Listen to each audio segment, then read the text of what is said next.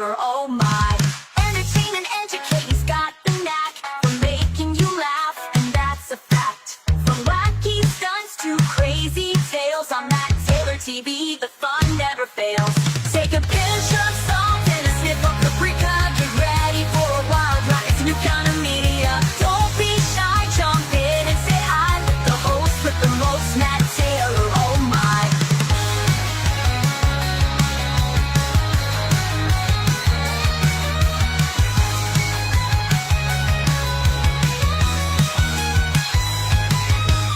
Every show's a blast, so have a ball with Matt Taylor, you'll love it all.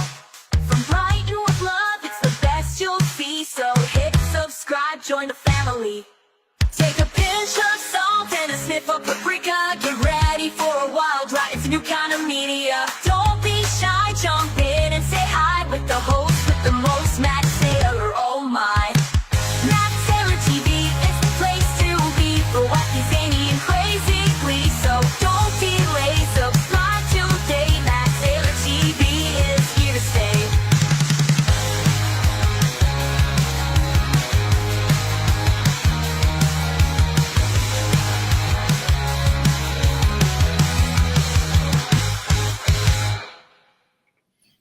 Welcome, ladies and gentlemen. It's approximately 2 minutes past 8 on Tuesday, the 9th of September, 2025, or whatever 2025 is. Thank you for joining me. We haven't got a lot to get through, to be honest. I'd like to talk about the events in Nepal. It reminds me of what happened about Christmas time, 2001. Who remembers what happened in Nepal about Christmas time, 2001? We'll have a look at that. Another thing, be careful who you sit in front of on the bus or train. On that terrible incident out in America, Irina Sarutsky, terrible news. It just goes to show nowhere is safe, and mentally ill people are walking around with knives. So I don't mean to scare everyone, but crikey, talk about being at the wrong place at the wrong time. And then, of course, something on a lighter note, a big congratulations and shout out to Holly Days. I repeat, Holly Days, MattTaylorTV's 300th subscriber. Thank you ever so much, Holly Days, for taking the plunge and subscribing. I hope it wasn't too difficult a feat for you. Thank you ever so much. As always, it's a cat and mouse game. It's a cat and mouse game, and of course, I knew it was going to happen. As soon as I hit 300 subscribers, I would announce it, and then the cheeky sock puppet accounts will get unsubscribed, and I'll go back to 299. It's a crazy cat and mouse game. That's what it is. And so Hollandaise, he or she, I only think Hollandaise is a woman with the name Holly. I could be completely wrong, especially in this day and age of diversity and all that like PQ, S plus jazz. But either way, then it comes in, I get a notification, Dr. Zhivago became the 300th. But, you know, I felt bad about it all day. So while I don't really know who Dr. Zhivago is, I still think the 300th subscriber should go to Holly Days #1. Because, you know, I did say make yourself known. And so Holly Days was nice enough to make herself known. And so I think it's only right and proper to accredit MattTaylorTV's 300th subscriber to Holly Days #1. And what a lovely username that is. I find it quite fun, really. And there's nothing better than having a bit of fun. And so maybe if Holidays feels inclined, she could be able, or may, or he or she, I don't know, in this days of diversity, all this PQ plus and that jazz. Maybe, you know, just drop a comment, tell me a bit about yourself, and I'll get on to my team of AI specialists and we'll come up with a little jingle for you. Maybe, and then maybe a little video as well to accompany it, of course. So thanks ever so much, Holly Days #1, for becoming my 300th subscriber. Yes. So with MattTaylorTV has smashed the 300 milestone, and we're well on to bigger and higher numbers. Talking about bigger, higher numbers, I have asked Andrew, oh my God, what's his name? Oh, I've forgotten his name. Andrew Johnson. Andrew Johnson is an absolute expert in anything to do with space and stuff like that. And so you may have seen Andrew Johnson yourself on Rich Planet TV, on with Richard D. Hall. Absolute wealth of information. And well, suffice to say, I have asked him to come onto the show and just give his opinion on this 3i atlas. So that's something I'm going to keep my fingers crossed for. And I thought I may see if I can start crossing my testicles, because apparently, from what, you know, I don't know, but I'm only guessing, if crossing your fingers bring you luck, just imagine how much more luck you can get if you cross your testicles. And that's something I'll be experimenting with later on tonight after I finish the show. Because I really would like Andrew Johnson on the show to tell us what he thinks about this 3i atlas. I mean,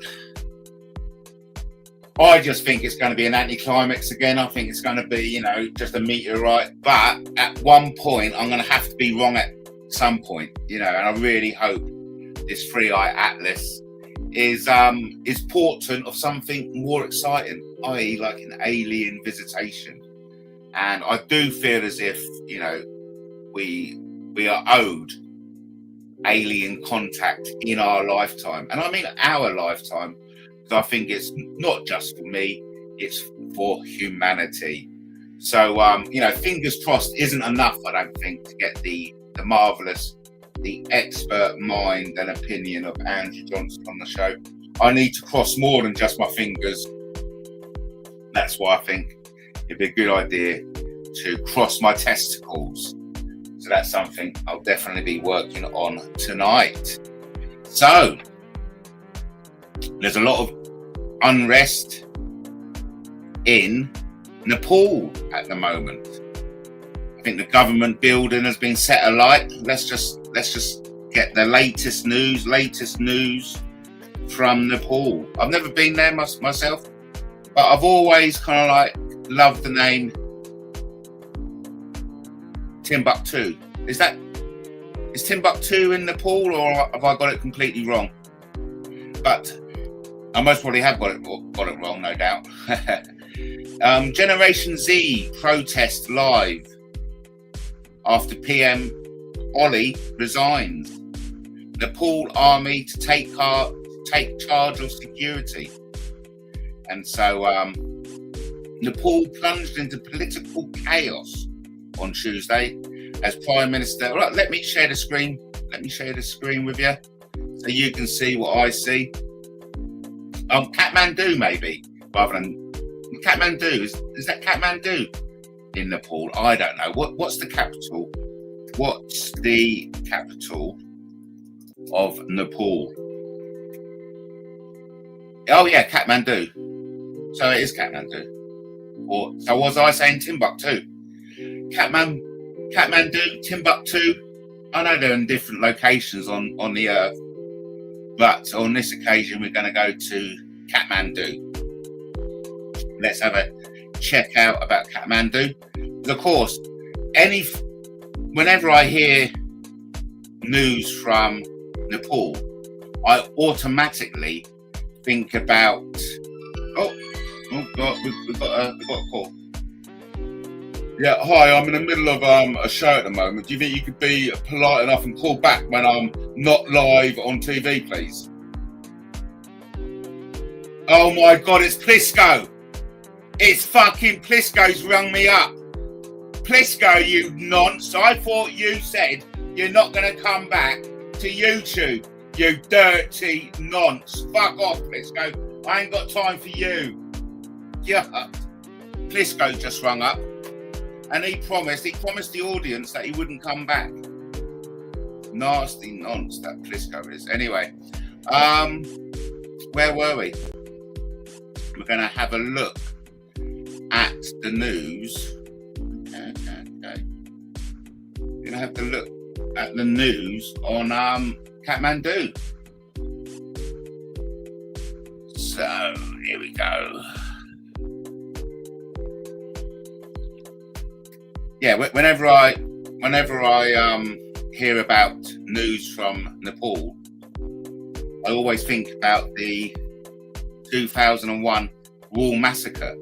But before we go on to the Raw massacre, let's just read what's happening at the moment. Okay, so Nepal plunged into political chaos on Tuesday as Prime Minister Sharma Oli resigned amid escalating Gen Z-led protests, which have swept across Kathmandu and other parts of the country. Demonstrators targeted government officers, including the Parliament and the Prime Minister's office, and set fire to the private residence of President Ramchandra Pudel Oli and several former Prime Ministers. I think they've had something like 14 governments in as many years. It's crazy. The political unrest is crazy. And it's all about having back their royal family. The impression I get is they want their royal family back, but sadly, their royal family was massacred in 2001. And we'll get to it. I mean, what a story. I'm surprised there hasn't been a film made about it, but I'm sure there has and I haven't seen it. Talk about films. I saw a good film, Heretic, starring Hugh Grant on Prime.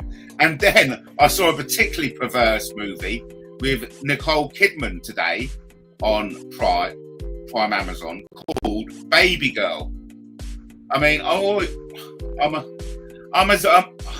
I trying to say? Even I like a bit of perversion in my erotic thrillers, but that was a bit, it didn't give me a hard on, put it that way. It didn't give me a hard on. Anyway, the protests which erupted over a social media ban, let that sink in. No one likes to have their social media banned, okay? And again, it's ended up with government buildings being set on fire in Nepal because their government thinks they can ban their social media from their citizens. Let's just let this be a lesson to all governments across the world. The step too far is banning our social media. You can push us, and you can push us. But the moment you ban our social media, every single government building is going to go up in flames. So anyway, the protests which erupted over a social media ban and allegations of rampant corruption have turned violent, leaving dozens injured and prompting the closure of the international airport. Oli, who began his fourth term in July last year, said in his resignation letter that he stepped down to facilitate the solution to the problem and to help resolve it politically in accordance with the constitution. Amid the unrest, the Nepal army and senior security officials issued joint appeals urging restraint and dialogue as the only way to restore stability. The army pledged to protect the country's independence, sovereignty, and citizens' lives and property while analysing the Gen Z's movement developments. Protesters have defied curfews, setting fire to vehicles, schools, and ministers' homes, including those of former PMs Sher Bahadur Dubba and the Pushpa Kamal Gullah. Authorities warned that continued violence would mobilise all security mechanisms to contain the situation, even as the army encouraged citizens and protesters to maintain social harmony and national security. Like I said, it's all kicking off in Nepal. Oh my God, we do have Wallace. Hello, Wallace. All your viewers deserted you, did they? Listen, Wallace, it's not about, how many times do I have to keep saying this? Wallace, it's not about the now. It's about the thereafter, okay? I'm happy. In fact, I prefer the now to be nice and peaceful so I can read off the news that I enjoy reading. Now, the beauty of YouTube is that it can get watched at people's leisure, okay? So please, don't come in here mouthing off a bit of negativity. Anyone who does watch Matt Taylor TV, I'm eternally grateful for, only because there's so much more out there, okay? I mean, listen, I wouldn't watch Matt Taylor TV at 8 o'clock, okay? I wouldn't. I've got better things to do. I've got a month's free subscription for Amazon Prime, and I'm enjoying it very much. So please, Wallace, I ask a few conditions of Matt Taylor TV. One of them is that, of course, certain names cannot be mentioned, certain topics cannot be discussed, and to act with maturity. Okay? And what I mean by acting with maturity is just to be friendly. Just, because we're all middle-aged here. I know there's a lot of viewers, the Generation Z. I know Generation Z are watching, okay? Welcome, Generation Z, and thank you for watching Matt Taylor TV. But I'm also aware that there's a lot of middle-aged people watching. In fact, what are the generations? What are the generations' names and ages? Okay, so here we go. The greatest generation, born between 1901 and 1927. The silent generation, from 1928 to 1945. That would have been my mother. The baby boomers, from 1946 to 1964. That would be my cousins. Generation X, of which I'm a part of. That were everyone born between 1965 and 1980. And then we've got the millennials, 1981 to 1996.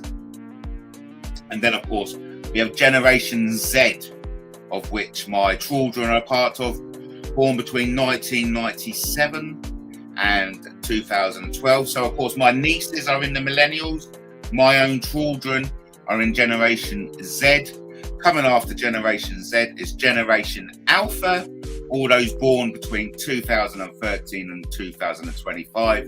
And of course, everything after 2025 are known as Generation Beta. Generation Beta will be 2025 to 2039. Oh my God. Oh my God, I can't believe we've got David in the chat. Hello, David. Welcome. Now, like I said, whenever I hear news from Nepal, I always think of the Rural Massacre 20 years ago. Are you all familiar with that? If not, let's have a little trip down memory lane and remind ourselves of what is, without doubt, the most tragic thing to bestow a royal family. Here we go. Here we go. Here we go. Here we go. Go. I'll come back to the comments in a moment. A royal massacre 20 years ago. A lovesick Nepalese prince murdered his family. It's perhaps one of the most dramatic royal events ever happened in our lifetime. And it doesn't involve the British monarchy.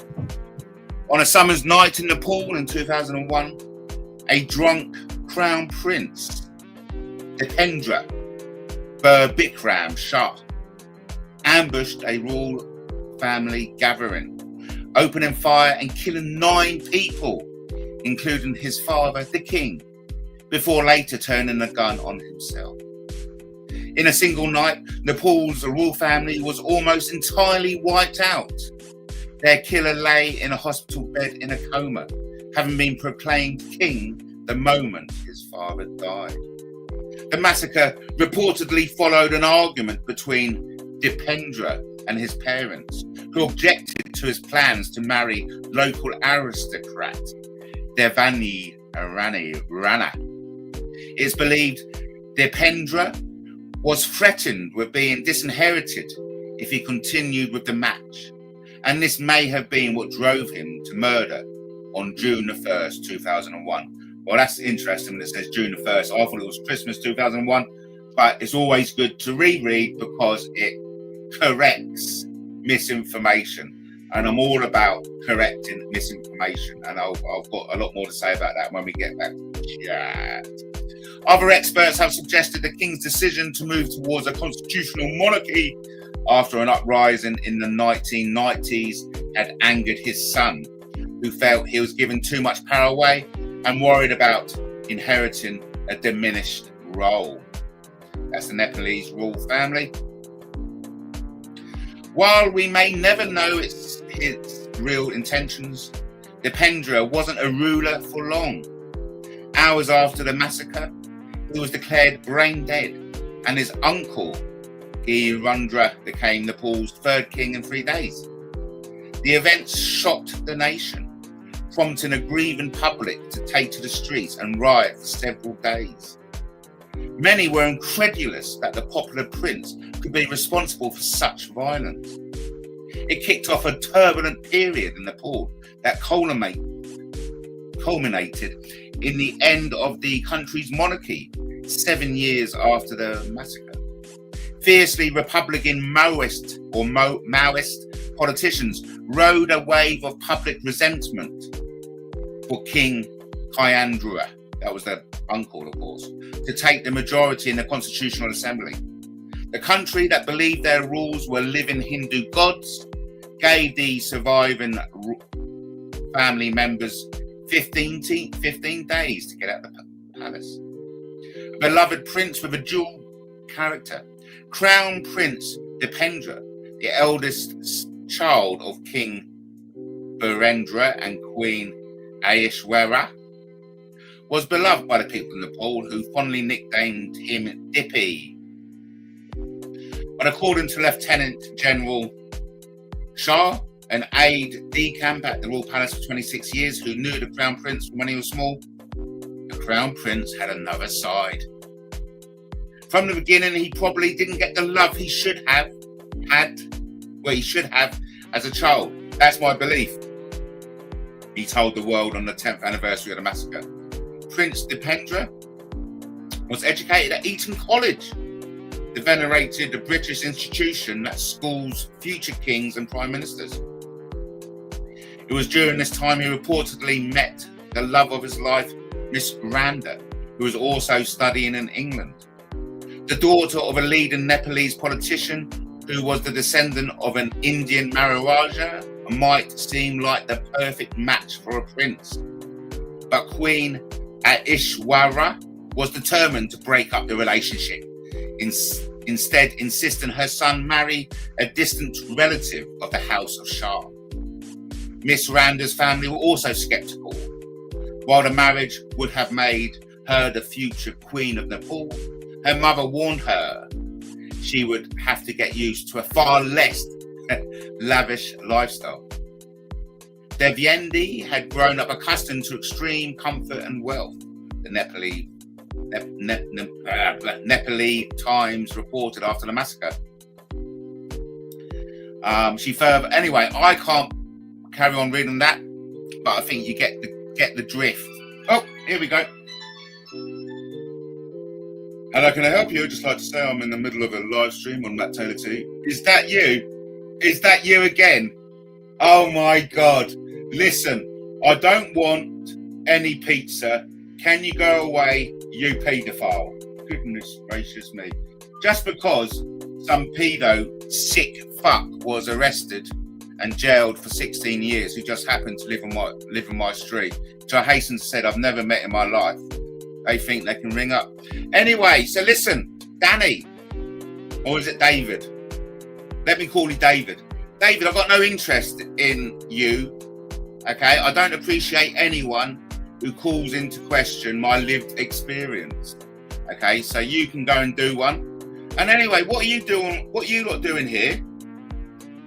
Look, Andrew Johnson is not going to join my show and give me his opinion on what's happening to the Free Eye Atlantis if you lot are sniffing around, okay? So why don't you do me a favour and do one, right? I don't need you around here, mate. I'm quite happy to entertain myself for an hour, right? I'm quite happy to entertain myself for an hour. I like to call people what I want to call them. Listen, if you feel like calling yourself names that aren't your own name, I feel quite entitled to call you names that I want to call you.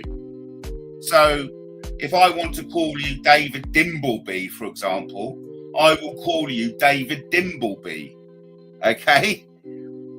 It's just my prerogative in life to call you whatever I want to call you. And you should be, you should be thanking me for not calling you cunt. I've been watching a lot of The Boys and it's funny. It's fun. I am enjoying The Boys. So listen up good. It's dangerous where you sit now on a train or bus. Did you hear what happened in America to that poor Ukrainian 23-year-old Irina Zarutska? Oh, isn't that terrible? Hello, Lenny. Oh, now this is now I've got somebody's message to put up on my screen. Hello, Lenny. Lenny, I saw a really good magazine. It said the 200 best movies of the 70s. And I thought of getting it so you and me could go through it. I thought we could do a show reminiscing about the best movies of the 70s. But it was freaking £10, Lenny. £10. You know what I mean? I thought, hey, listen, I'll do anything for Lenny.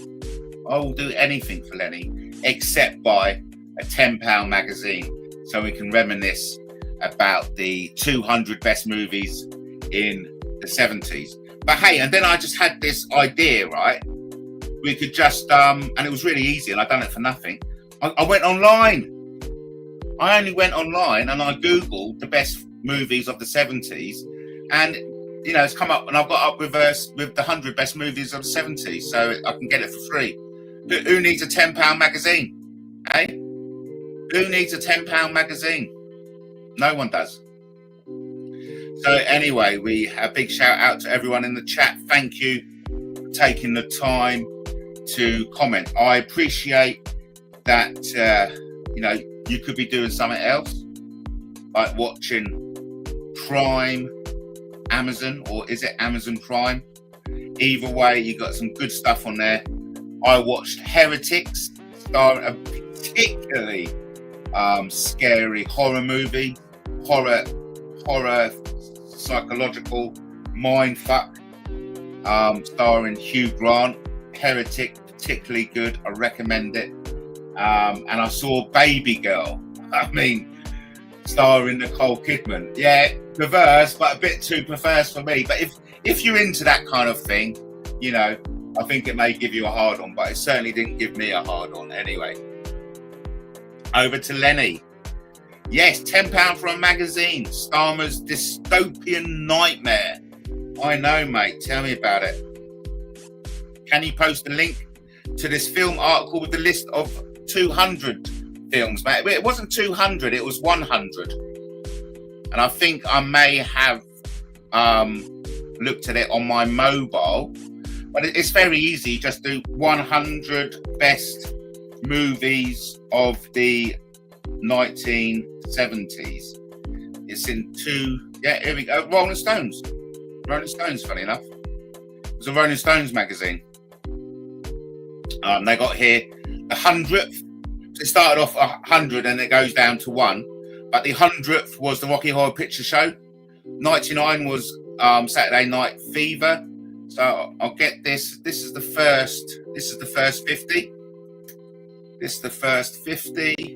Is that gone? Yes. And then you scroll all the way down. Oh, let's just quickly. I'll share the screen. Because there's nothing better than sharing the screen. Over to Lenny, who says, I was doing something else. I was watching Ireland lose to Armenia. Or is it Armenia? 2-1, shocking performance. England lost. Oh, Ireland. But I should really read what's going on. Heretic, is that Hugh Grant inviting 2 Mormons into his gaff? Yeah, man. Yeah, it was shocking, actually, to be fair. It was shocking. And, you know, I wouldn't mind watching it again. What does that say about me? Hey, listen, David, I do not care, David. I do not care. I don't like you. You're not my kind of bloke. You know what I mean? You're not my kind of bloke. Okay? I don't like the way you conduct yourself online. And I'll just leave it there. Okay? So, yes, what we're looking at the 100 best films. 100 best films of the 70s. Love it. Here we go. And I thought this would be a great. I'm so glad we got this here. Look at this. So, Rocky Horror Picture Show. I recently took my magical imaginary girlfriend to the Eastbourne Theatre last year, and we watched the Rocky Horror Picture Show. I've been a few times. Saturday Night Fever. Cooley High. Never watched it. F for Fake. Never watched it. Starring Orson Welles. Ganja and Hess. Never watched it. Vanishing Point. Never watched it. Wattstack. Never watched it. Annie Hall. Starring Woody Allen. Never watched it. Hester Street. Never watched it. The Bad News Bears. Never watched it. Smokey and the Bandit. Loved it. Loved a bit of Smokey and the Bandit. Starring Burt Reynolds. We all love a bit of Burt Reynolds. And is that Sally Field I see there? Is it Sally Field or somebody else? One or the other. Who is that bird? I'm sure it's maybe not Sally Field. Oh, I don't know. Wanda, heard of it, I think. Rock and Roll High School, never heard of it. Small Change, never heard of it. Pat Garrett and Billy the Kid, I have heard of it. Good film. The Passenger, rings a bell. The Discreet Charm of the Burgesses, or Borges. I can't even pronounce it. I may have watched it though. Night Moves, Sharp starring. That looks like Gene Hackman to me, mate. Amarcord, never heard of it. Number 82. The Bitter Tears of Petra Van Kant. 81, never heard of it. Young Frankenstein, oh, I remember that one. Starring, of course, Gene Wilder. We all love a bit of Gene Wilder. A Touch of Zen. Oh, anyway, so that all goes down to, The Wicker Man. That's been remade, hasn't it? National Lampoon's Animal House. Woodstock. Badlands. That looks like a young Charlie Sheen to me. So it goes down to 50. 50 being Coffee. Rings a bell, 1973. And then we go on to Breaking Away. Stalker, oh my God, at number 49. Barry Lyndon Shampoo. That's, I recognise him. What's his name again now? Come on, Warren Beatty, of course. And then we can go down to the top 10. But before we get to the top 10, we'll do the top 20, okay? We'll do the top 20 of the best films in the 1970s. But before we do so, let's just catch up. Over to Lenny, because quite frankly, Lenny is the only commentator worth putting his messages up on the screen. I know that reflects badly on everybody else, but it's just the nature of the game. Lenny says, Rolling Stones would just pick popular Yankee Doodle flicks. No Get Carter or Performance, probably Liza Minnelli and Cabaret on the list. Gay musicals, quite right. I mean, that's why I value Lenny's comments above everyone else, for the insight. Lenny has got an insight. Lenny, Generation X insight, altogether makes him the best commentator on YouTube. Woody Allen would be cancelled when he dies. I reckon piles of seedy crap will come out about him. I know, tell me about it. I mean, come on. I mean, how can you not get more pedo?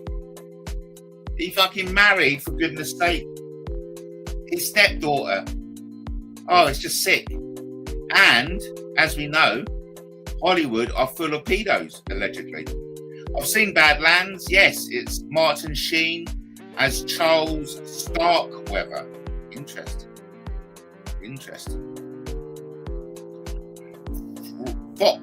Fucking hell, Matthew. You're going through these like you're on cocaine. Slow down, son. I know. We'll have to do another show in which we do the 100 best movies of the 70s. I think I should do that tomorrow, maybe. I think we should take our time. You know, take our time. Time and place for gay musicals, but not on my list. Woody Allen dating teenagers. Sick bucket. I know. So listen, while everyone's there, let's have a butcher's at the top 10 best movies of the 70s. And at number 20, a movie I've never heard of. So let's move on to number 19. All That Jazz. That looks like starring Rob Reiner. He looks like the bloke in Jaws, doesn't he? He looks like the bloke in Jaws, if you ask me. Roy Steiner. Oh, somebody help me, but that's definitely the bloke in Jaws. At 19, All That Jazz. The Long Goodbye. Elliot Gould, great actor.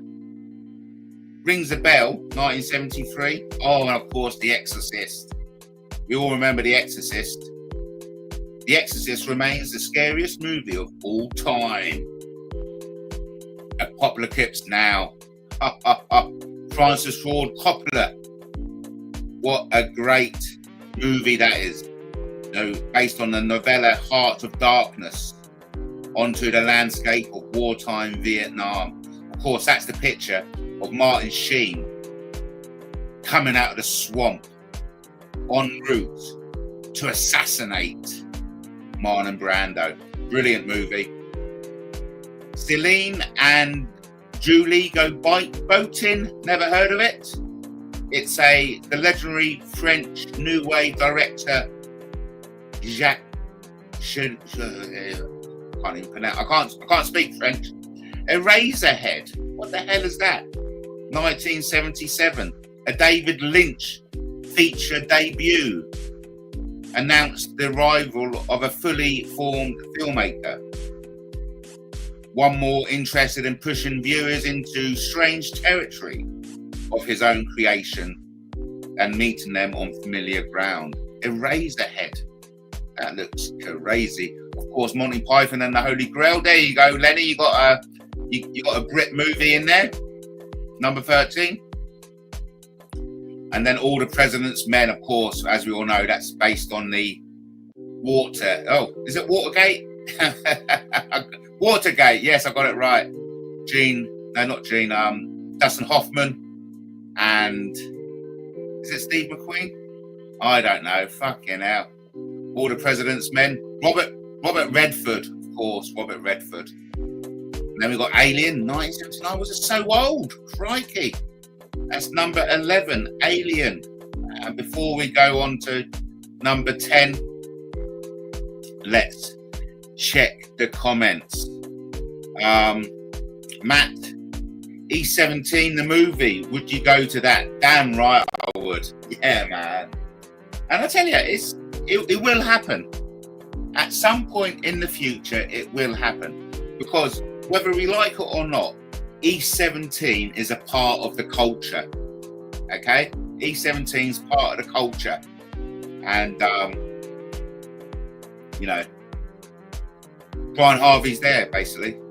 Brian Harvey's there.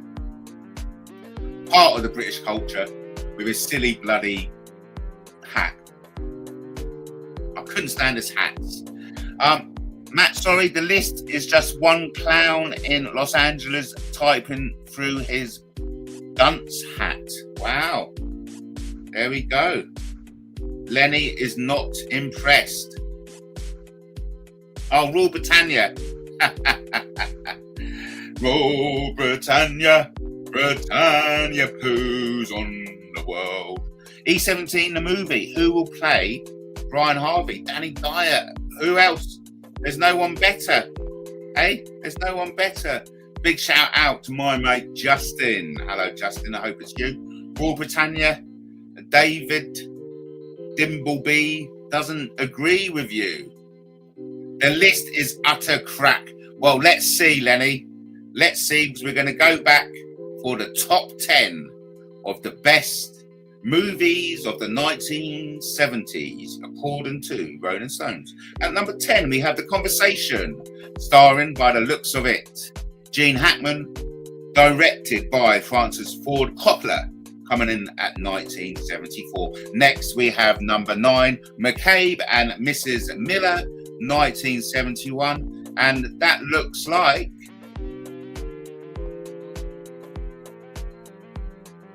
Warren Beatty again and Julie Christie. I love a bit of Julie Christie. And who could ever forget coming in at number 8, the classic Steven Spielberg movie, Jaws, 1975. And then Taxi Driver, at number 7, 1976.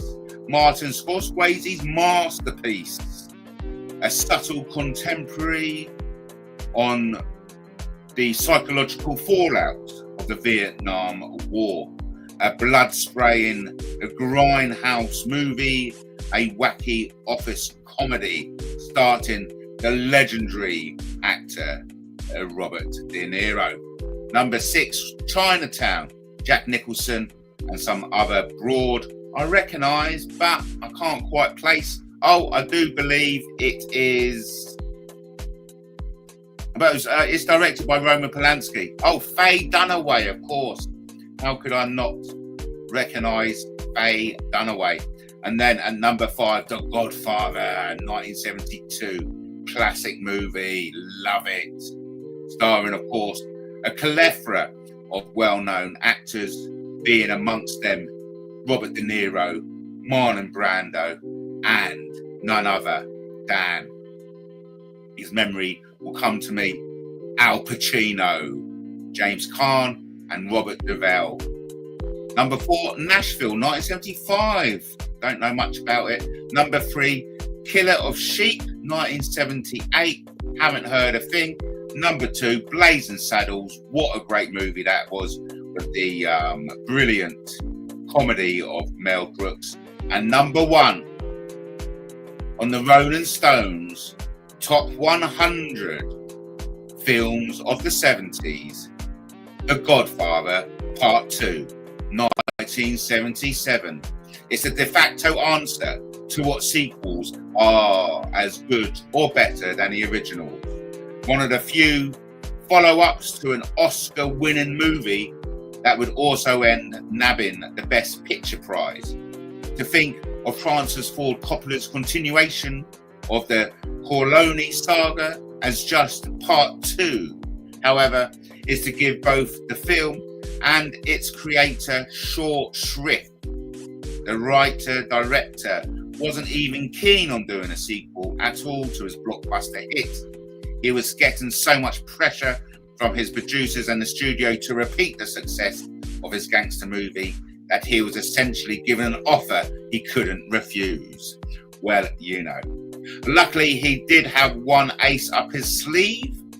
I've been toying with the idea of making a movie about a man and his son and trying to compare their stories when both were the same age, Coppola said. Several years ago, it was just this idea I had floating around, totally apart from the first Godfather movie, but I thought it might work for that. There you go, everyone. The 100 top movies of the 70s. Lenny isn't particularly impressed. Where's Apocalypse Now? Yeah, we had that. I think that was in the top 20. Yes. Hey, listen, I'm aware of a healthy chat, but sadly they are just a bunch of twats. And that rhymes, doesn't it? I'm aware of a healthy chat, but sadly it's just a bunch of twats. And I'm not talking about my mates Lenny and Justin, of course. But I mean, it's the downside. It's the downside of being a YouTuber and providing an open digital space, because inevitably a whole bunch of numbskulls, idiots and degenerates like to jump in, because these numbskull idiots and degenerates, they can't do it for themselves. They can't do it for themselves. So they have to take over other people's digital space. Where's Dirty Harry? Outlaw Jesse Wells? Where's Mad Max? Totally with you, Lenny. Totally with you. We should come up with our own top 20 of 1970 hits. But mind you, it could be, Lenny, it could be that Mad Max wasn't in the 70s. I'm just saying. It could be, Lenny, that Dirty Harry came in the 80s. I'm just saying. Don't shoot the messenger.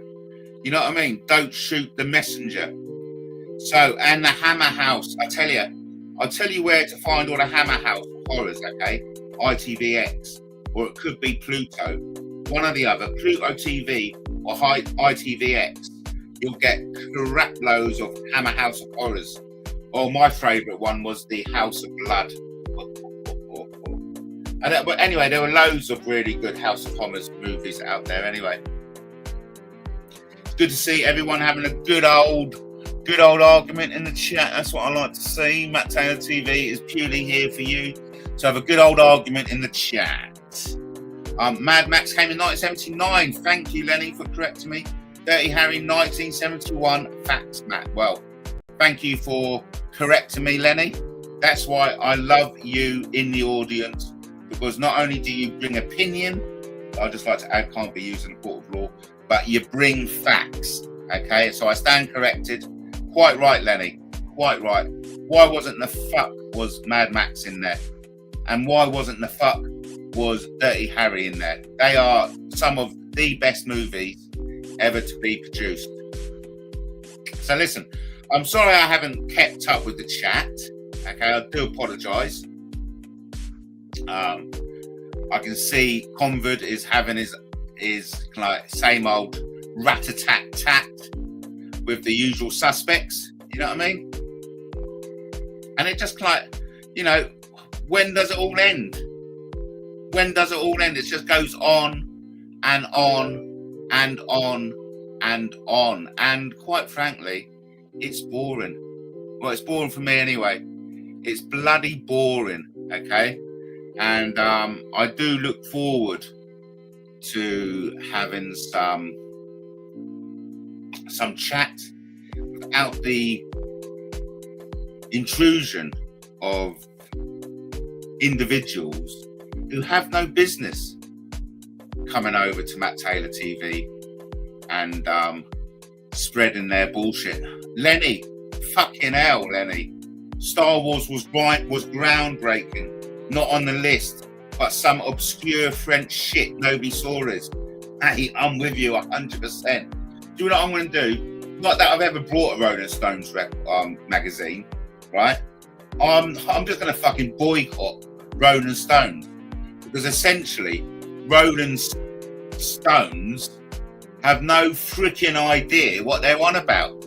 As Lenny said earlier on in the chat somewhere, some prick does some nunce, I think is the word you used, wasn't it? D-U-N-C-E, some dunce in America writing a load of crap out. Matt, you triggered me with that rubbish list. I think I have, mate. I think I've triggered myself. Mate.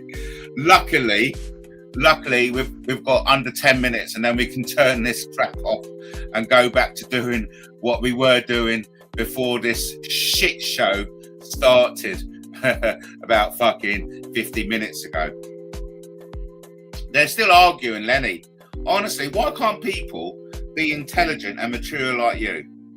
But mind you, there was someone, okay, Lenny, and called you a weirdo today in my chat. Can you believe it? Someone called you a weirdo. I mean, I fired back saying, "Fucking, how dare you?" I said, "How dare you?" Calling you a weirdo of all people. And they just wanted an argument. But look, mate, I just weren't in the mood. Okay, I weren't in the mood, so I didn't argue with them. I just let them jog on. And the same thing with all these idiots in the chat, Lenny. That they're just not like you.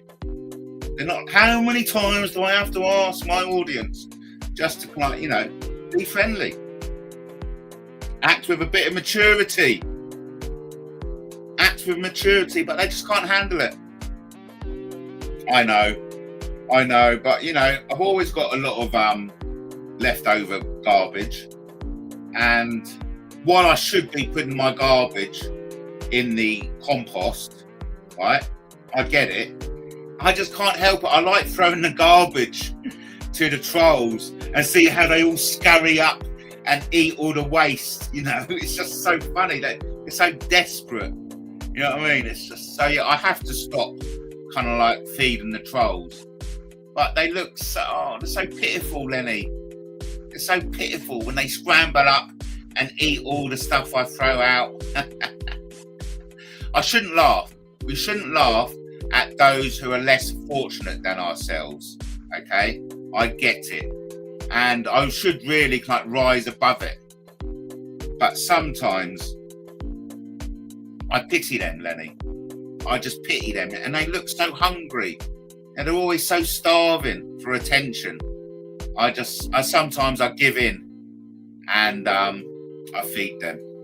And I know, my bad, I shouldn't. I know I'm doing wrong. Keep feeding the trolls. They keep coming back for more. I get it. And, I feel terrible, really. I feel terrible. But there's a lot of people, a lot of projection out there. A lot of people can say, you done this, when really they done that. They done that. And it's a sad state of affairs, really. But like I said, I've asked the expert on all things space, Andrew Johnson, to come on to the show and give us his opinion about the Atlas 3i. But then again, for example, if Andrew Johnson even dropped in and watched 5 minutes and looked at the chat, he may not bother because it is a bit toxic, quite frankly. Over to Lenny, who says, Matt, why the hell was Liza Minnelli such a big deal? I only remember her from the Arthur comedies in the 80s with Dudley Moore. Well, wasn't Liza Minnelli the daughter of the girl who played Dorothy? Liza Minnelli, what was it? Her mother, or Lenny will know. Wasn't Liza Minnelli the daughter of the actress who played Dorothy? Julie Garland, yes. There you go. Thank you, Lenny. Thanks for coming to the rescue. And so she was Hollywood royalty. You know what I mean? So I imagine that's why she was such a big deal. She was Hollywood royalty. And there was a backstory. And I think that was why she was so big. You're right, yeah. But the original question, you know, why the hell was Liza Minnelli such a big deal? She came from stock. But yeah, nepotism. I know. I like to think I know what nepotism means, but I'm just going to change it, check it up, just to make sure. Nepotism is the practice of using power and influence to give preferential treatment, such as jobs or promotions, to relatives or friends, regardless of their qualification. Fucking hell, Lenny, that's why I love you. Okay, you've got such a sharp mind. And I think you've answered your own question there, haven't you? The reason why Liza Minnelli was such a big deal, nepotism. That's why Liza Minnelli was such a big deal, because she had preferential treatment, being the daughter of Judy Garland. You got it. And of course, nepotism, same way. Arguably, Michael Douglas made better films than Kirk Douglas. But mind you, Kirk Douglas was pretty impressive in some of his films. I'm thinking about the classic Spartacus. Anyway, everyone, we're coming up to 3 minutes. I can't wait to end this only because not because I want to stop talking to Lenny. I want to make that clear. There's no person I'd rather spend an hour chatting to than Lenny, because Lenny is great company. But it's the absolute mess going on in the chat room. I feel somewhat embarrassed, because you've got a lot of kind of like weirdos projecting their own perversions and misconduct onto others. So I'd like to big shout out for Convid. I think anyone who engages with them are, you know, either heroes or sadists, one or the other. But either way, I've noticed Convid jumping in there. Yes, David Dimbleby, are you calling Matt Taylor a liar? Of course, anyone who calls into question my lived experience, I haven't got any time for, okay? I just want, and I'm sure that applies to anyone. And, you know, it touches on Lenny's comment about not feeding the trolls, but sometimes they look so pitiful that, you know, the big begging eyes, oh, please, feed us. I sometimes cannot help but throwing them some scraps, if you know what I mean. They love onion peel for some reason. They love onion peel. And I've got shitloads of pear cores at the moment. So I've got a pear tree outside. And I've got some pear cores, which I know they'll love as well. But yeah, I'm not going to engage with anyone who denies my own lived experience. Okay, I personally think it's projecting. These people who call into question my lived experience are most probably lying about their own lived experience, and I can say with certainty that's what's happening now. Yes, there we go. Sometimes it's just best to end the show and play out with a promotional video, because I know how much you love a promotional video. Lenny, this one actually features you, funny enough. All the best, everyone. I'll catch you again tomorrow. Thank you. Let's do it again soon. Matt, enjoyed your list. Thanks for making the effort. Anytime, Lenny. And again, thank you ever so much for joining me tonight. Thank you, Justin. Thank you, everyone else. there's nothing more to say than goodbye and farewell. Now don't you dare. The walls have ears, the guards all stare. We see the truth, but truth's a crime. So swallow your words, don't cross the line. The emperor is clothed, we all agree. Clap your hands and bend the knee. For the sake of your child, for the sake of your street. Bite your tongue, don't feel the heat. Pointing fingers, raising doubt. That's the way they'll drag you out. The naked truth is sharp and cold, but silence keeps us safe, controlled. The emperor is clothed, we all agree. Clap your hands and bend the knee. For the sake of your child, for the sake of your street. Bite your tongue, don't feel the heat. Pointing fingers, raising doubt. That's the way they'll drag you out. The naked truth is sharp and cold, but silence keeps us safe, controlled. The emperor is clothed, we all agree. Clap your hands and bend the knee. For the sake of your child, for the sake of your street. Bite your tongue, don't feel the heat. Pointing fingers, raising doubt. That's the way they'll drag you out. The naked truth is sharp and cold, but silence keeps us safe, can't feel the heat. Pointing fingers, raising doubt. That's the way they'll drag you out. The naked truth is sharp and cold, but silence keeps us safe, can't feel the heat. Smile, clap, say nothing. Smile, clap, say nothing. Nails that stick out get hammered down. Silence keeps the crown. The emperor.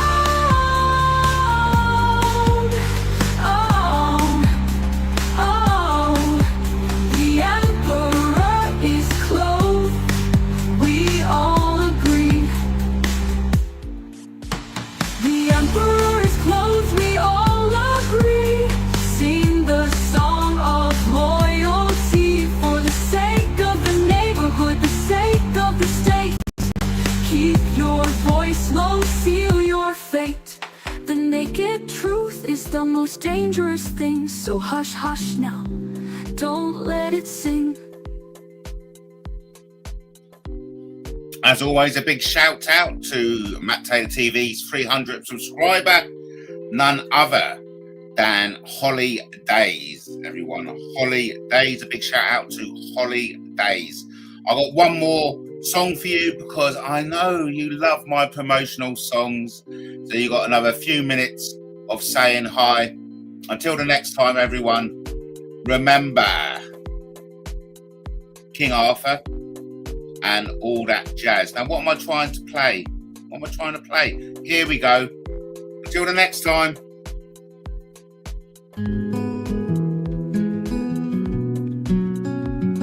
They say don't speak it, don't even try. Lock the truth away, let the questions die. But silence is louder than the words we lose.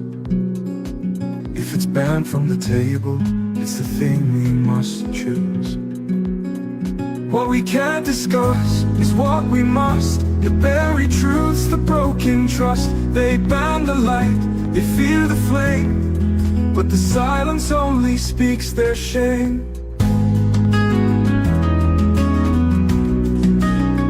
Galileo whispered, neighbors still turned. Voices in prison, the lessons we've learned. Sensors build walls, but the cracks still show. If they're scared of the question, it's the one we should know. What we can't discuss is what we must. The buried truths, the broken trust. They ban the light, they fear the flame, but the silence only speaks their shame. Oh, what we can't discuss is what we must. The buried truths, the broken trust. They ban the light, they fear the flame, but the silence only speaks their shame. Call it forbidden, call it a crime, but the truth will outlive the jailer's time. Ideas don't die, they rise from the dust. What we can't discuss is what we must.